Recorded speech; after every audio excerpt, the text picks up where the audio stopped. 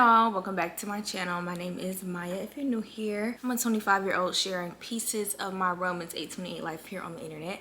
And I also like to read, okay? We're doing a bookish vlog, as y'all can tell from the title. I've not done a bookish vlog in what, like 3 or 4 months or so. I'm trying to get a bit more consistent with my book content, but I'm also trying to do it in a way that makes sense for me. I won't be doing monthly reading wrap-ups this year just because my goal for 2025 is to read 20 books. So for me, I'm like, that just means I need to read 2 books a month. Now, if I read more, great, but I just feel like doing a wrap-up every month for 2 books doesn't make the most sense. I will do quarterly reading wrap-ups. Anyways, I say all that to say that since I'm not doing monthly reading wrap-ups, I'm trying to figure out other ways to incorporate book content here on my channel. So I'm currently reading The Yellow Wife by Sadeqa Johnson. Today's Saturday. I started reading this yesterday, I think either yesterday or Thursday, I'm not exactly sure. And I'm on page 76. Y'all, if you've watched some of my other bookish content or you follow me on Instagram, you've probably seen me talk about this author before. She wrote a book called The House of Eve that I read last year that I feel like I can't shut up about. It was 5 out of 5 stars. Such a good book. And I saw a lot of people talking about this book and like recommending this by her. So it's been on my TBR for a little. This year was the first year that I made like a 2025 TBR because I feel like I want to be a little more intentional about reading. I'm the type of reader, I just go off of vibes for real. But this year I was like, let's actually have some books that like you do want to read this year. And this was one of those books. So love that. But yeah, I picked this up from Barnes like last weekend and I literally just started reading it. I didn't even know for real what it was about. I just got into it because I was like, I don't really care what it's about. I'm gonna love it. I just know I am. I want to read the synopsis to y'all though. It says, one woman's captivating tale of survival in the most notorious slave prison of the antebellum South. Oh my gosh, I didn't know that. I didn't know she was gonna be on a prison. Born on a plantation in Charles City, Virginia, Phoebe Dolores Brown has lived a sheltered life. Shielded by her mother's position as the estate's medicine woman and cherished by the master's sister, she is set apart from the others on the plantation, belonging to neither world. She'd been promised freedom on her 18th birthday, but instead of the idyllic life she imagined with her true love, Essex Henry, Phoebe is forced to leave the only home she's ever known. She unexpectedly finds herself thrust into the bowels of slavery at the infamous Devil's Half Acre, a jail in Richmond, Virginia, where the enslaved are broken, tortured, and sold every day. There, Phoebe is exposed not just to her jailers. There, Phoebe is exposed not just to her jailers. Why can't I say that? Jailer. There, Phoebe is exposed not just to her jailer's cruelty, but also to his contradictions. To survive, Phoebe will have to outwit him, even if it means making the ultimate sacrifice. Dang, that just made me sad because like I said, y'all, I already started reading it and currently Phoebe, the main character, is on the way to the prison, I'm assuming, but like I didn't really know that's what's gonna happen. I'm so sad. Oh my gosh. Like I said, people will say that this is a very heavy read and I definitely can already see it. I mean, I feel like anytime you're talking about slavery, it's nothing lighthearted, you know, it's nothing joyous about it, but already the writing is just so good. It's kind of fast paced, but like not too fast paced. I was up to like 2 o'clock last night, y'all, reading this book. Oh y'all, I went to a silent book club here in Columbia and the host made these little bookmarks. They're so cute. Super cute. Like I said, I was up reading at 2 a.m. because Jalen, my boyfriend, he also gave me a little reading light. I've been wanting a reading light for so long. And it has different settings. And of course, you can adjust the brightness and everything. This is like the best gift ever. I didn't need this. Because now I'm gonna be up all night reading, but okay, so this is interesting because I actually didn't know. Maybe I need to do some research. This may not be true. I don't know, but I did not know that there were prisons for enslaved people in America. Like, I mean, I guess that makes sense, but I just never thought about that. You know, like to me, it just seemed like any form of punishment would be handled by a slave master. You know, reading this, it's just like very.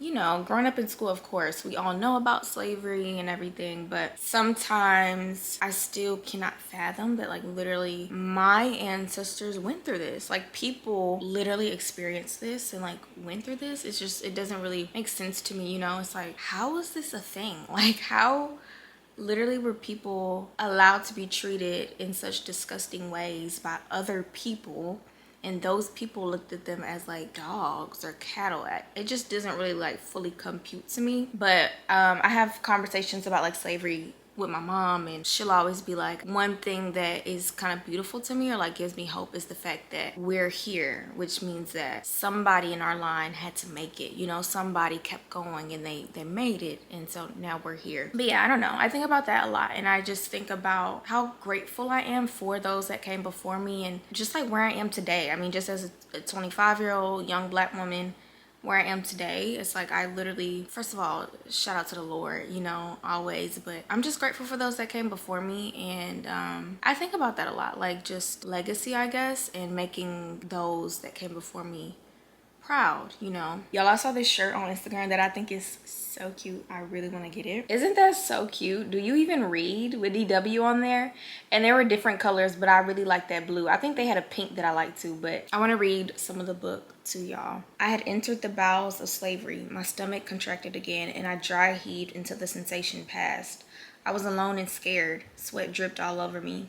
Once our eyes adjusted to the blackness, people started moving around, looking for lost relatives and friends, seeking news of their whereabouts. Then Matilda gave a shout and scuffled away from me. She threw her arms around a tall man with broad shoulders. They hugged, kissed, and hugged again. I stood watching until she looked my way. "This be my husband," she explained with tears in her eyes. "He stole away from me 3 years ago." "Aw, Sam." "Phoebe Dolores Brown." "Ain't that a lot of names?" Matilda laughed, and even in the dark, her true beauty shined through. Watching them together made me long for Essex. "Nice to meet you." I walked on to give them time. After what Matilda had gone through, she deserved this slice of happiness, if only for one night. I turned sideways, stepping over bodies and into piles of crap as I made my way to the front of the room. Mama often said that her mind was most clear after she had a bit of rest.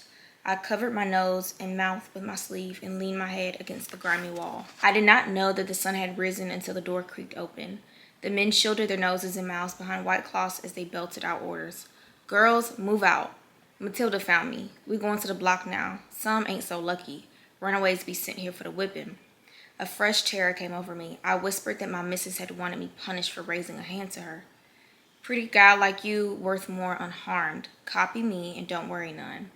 I followed her into the light. The air blew a little fresher and I breathed deeply. "Over here." The men handled us roughly, the same way they would push and prod hogs. We were divided into packs of 5 and then led into the yard where there were 4 water pumps. "Clean up well." 2 of us used 1 pump at a time, and while I waited my turn, I noticed that some had small bags with them. I only had my diary stowed in my secret pocket, along with the necklace Essex had given me. Nothing to change into. When I stepped up to the spigot, I could only splash my face and hands and dampen my hair in the few minutes allotted. Next, we were directed into a small back room where a few servants handed out tin pans containing cabbage, Indian peas, and cornbread. I felt so relieved to have real food that for a split second I forgot my circumstances. "May I have a spoon?" I asked. The woman standing before me was dressed well, with her hair pinned up in an elaborate bun. "A spoon? You ain't in the big house no more." Her eyes chastised me, and she clucked her tongue before moving on. Embarrassed by my mistake, I buried my face in my food. Using my fingers, I dipped the cabbage and Indian peas between my teeth. The dish could have used a bit of salt, but besides that, it was indeed the best meal I had had since leaving the plantation.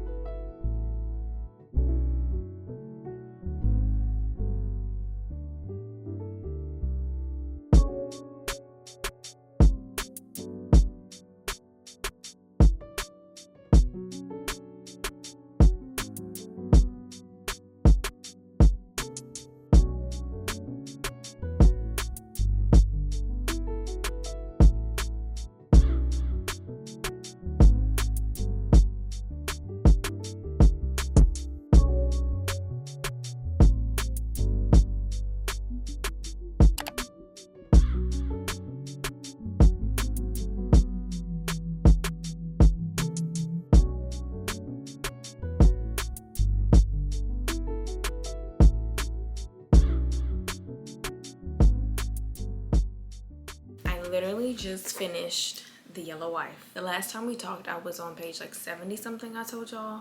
Yeah, yesterday I kind of went crazy and read. I stayed up pretty late last night and read, came home from church and read, and I just finished, like literally just finished. Y'all actually saw my raw reaction as I finished the book. Currently, I give this 4 stars. It's not 5 stars out of me. I don't know if it's just that I wasn't ready for the book to end, but when it ended, I was a little like, I don't know, just was a little like, okay. I do feel like Sadeqa answered like any questions at the end, and she tied up all the loose ends. I feel like maybe it's just a me thing though. Like maybe I just didn't want the book to end. I'm not sure. But as I think about just overall the content of the book, the way that it was written, the way that the story really had me captivated, the way that it really had me feeling a lot of emotions and thinking about a lot of different things, the way that it brought me into a perspective that I hadn't thought about before. It's definitely a good book and I did enjoy it. Just really quick overview from my perspective. Phoebe is a mixed enslaved woman living in Virginia. She gets sold to live on a prison in Richmond, Virginia, and the man who owns the jail takes Phoebe as his mistress. So she's not his wife, like they're not legally married, but because they couldn't be legally married, she's mulatto, but like she's a black woman, especially in this time, she's a black woman. And so there are other enslaved people living on the jail that work for the jailer. That's what she calls him, so that's what I'm referring to him as. There's other black people that work for the jailer, but Phoebe has, you know, a little bit more special privileges, but there's a lot that comes with that. I mean, she is sexually assaulted all the time, you know, whenever he wants. She is abused, and it's just like very complex. And like I said, it's a perspective I hadn't really thought about before, and it's also a perspective I haven't seen. I haven't seen the perspective of a black woman who is a white man's mistress in the time of slavery, so that was like very interesting. Phoebe, of course, has children with the jailer, but before she had children with him, she actually had a child by her actual lover, Essex. That child is living on the jail as well, and so it's also interesting seeing like how his life is so different from the lives of the children that she has with the jailer, because I mean, the children she has with the jailer, they're only 25% black. They very much are white passing, and the jailer makes that very clear that her son and the kids that they got together are not the same. Throughout the book, Phoebe is just focused so much on her kids, of course, and also to focus a lot on her son specifically, because she's like, with her daughters, she's kind of like, well, they're protected to a certain degree, like he's gonna take care of them, and they're also white passing, so they're kind of good. But with him, she's like, you know, I have to protect him with my life. Getting into the sacrifices that women have to make, especially women with children, because it's like everything that she does is for her children. This book also kind of gets a little into the concept of white passing, and I think as a fully black person, as a black person who could never white pass if I wanted to, I think it's just easy to look at somebody else and be like, how could they do such a thing, you know? But it's like, if you don't find yourself in that position, you can't really judge others for the decisions that they make, because that's what they felt they had to do literally to survive. And that's like a lot of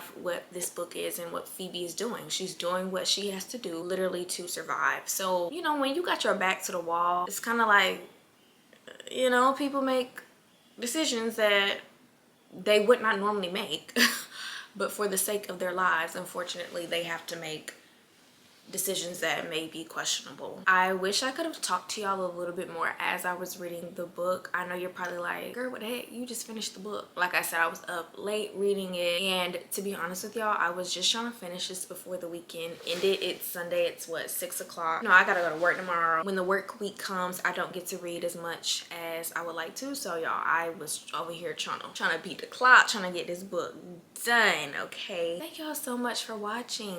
Let me know if y'all enjoyed this bookish vlog. So many of y'all are readers, which I think is so dope, and I just love talking books with y'all. So if you have any recommendations, let me know. If you read this book or The House of Eve or anything else by Miss Sadeqa, let me know what y'all thought. Thanks so much for watching, y'all. I'll see you in my next video.